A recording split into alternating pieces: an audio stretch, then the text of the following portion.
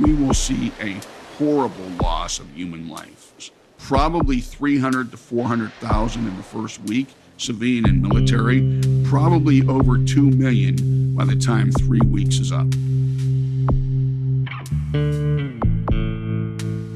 If I'm a North Korean commander, I will unleash the firepower of my artillery and inflict as much death and destruction on the South as I can. And in the first hours, there will literally be hundreds of thousands of artillery rounds and rockets fired to the South, and many of them into Seoul.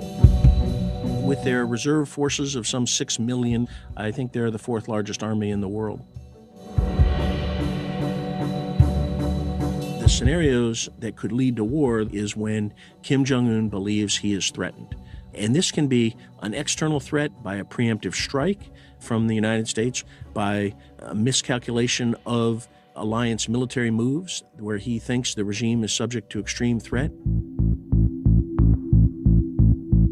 Our task will be to use air power to hold those guys off as much as we can until we can get heavier stuff in there. The first thing you gotta do is to get all your stuff combat loaded on ships. Tanks, trucks, armor, artillery, infantry, all the stuff that goes with that. And that will take anywhere from 3 or 4 days for the US Marine Corps guys coming in out of Japan to almost 3 weeks for the heavy tanks to come in all the way from Texas. The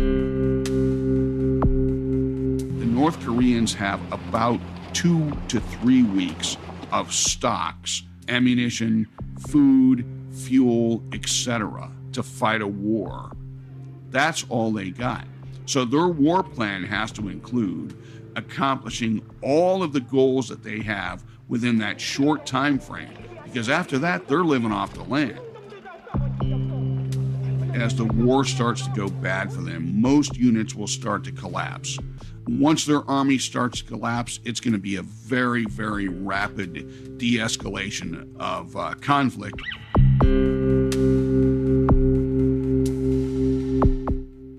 When they know that, then what reason do they have not to use the nukes and take out several 100,000 Americans with them?